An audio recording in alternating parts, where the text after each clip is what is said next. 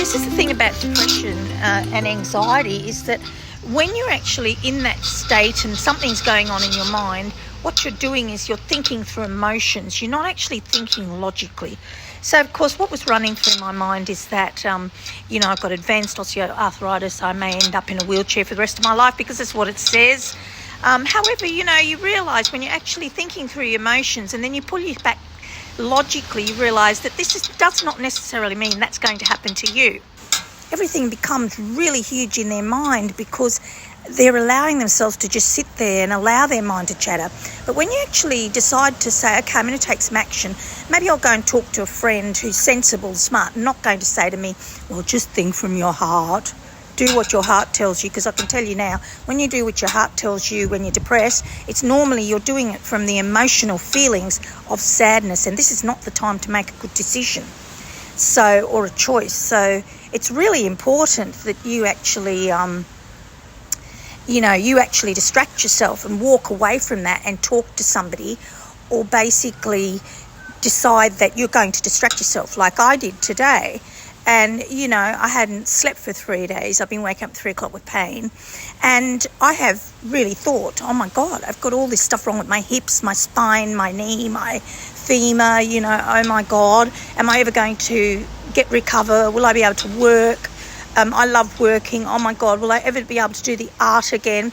And this can be a really vicious cycle if you allow yourself to stay in that bedroom or wherever you are in your house and just let the cycle of mind chatter go without grabbing hold of it and saying, hang on a minute, and going and talking to someone. Or because I'm a counsellor, I can actually grab hold of that and go, hang on a minute, this is what you're doing, and you need to get dressed, go see your specialist today, get out of the house. Yes, you have got pain, but it's radically reduced since you had the third injection. You can get some painkillers. Yes, you will be going back to work on Thursday and Friday. Problem with emotional thinking is that when we're in an emotional state, we're actually just allowing our mind to irrationally chatter, and we see everything in a unrealistic, irrational way. And what we need to do is be able to pull ourselves back out of that and go, hang on a minute, I'm not going to sit here and dwell on it, and I'm not going to allow myself to get into the trap of isolation and thinking and just basically going into that dark place. And this is what happens with people who are depressed and anxious. They allow themselves to sit there, refusing to move out of their room or moving and doing something like exercise, walking. It's always like, but I don't feel like it, but I can't. And that's because they're trapped in this mental situation of depression, and depression actually does make them feel like they can't achieve these things. So when you're depressed, you stay there and you isolate and you let yourself think. All the thinking that you're doing is coming from your mood and your feeling, and it's not actually coming from a logical place. And this is why I say it's the worst time and to make decisions or choices about your life.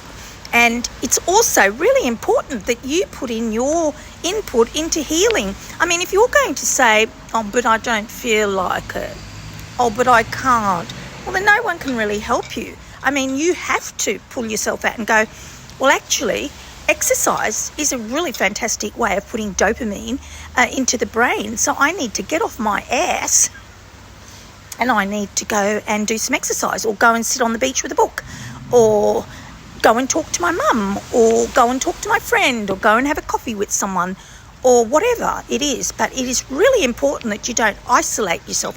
And the thing is too, when you're like this, the worst thing you can be doing is watching social media and looking at everybody else. Because what happens is when you're in that depressed state of mind, what you're saying is, oh, but look at them. They're so happy. Look at the life that they've got. Oh, wow, they're so incredible. Look how much fun she's having. I mean, you don't know anything about these people on social media. They may be really awfully depressed. Look at Paris Hilton. Whoops, that was some wheels going. Paris Hilton, if you look at her life, she's just got married recently, but, if you look at her life, she was talking about how sad it was and how stressful it was and how lonely it was. And this is the same as Lady Gaga. Fame and fortune doesn't always make you happy, but it's a thing that we all kind of want. We all would like to be famous and probably make a big lot of money, even if we don't want to be famous. Sadly, with fame and fortune often comes, there's no privacy, people haunting you, people wanting you just for your money and your fame. So for you to compare yourself to people who are on social media is not a good thing. And this is what depressed people do.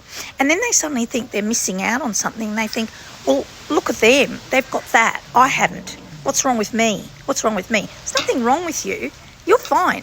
Stop comparing yourself to people you don't have a clue about and you have no idea what their life is like.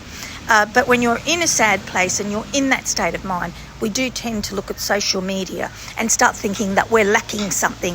So if you're suffering from depression, you really need to get off social media for a while and look at things that actually make you happy and well and smile.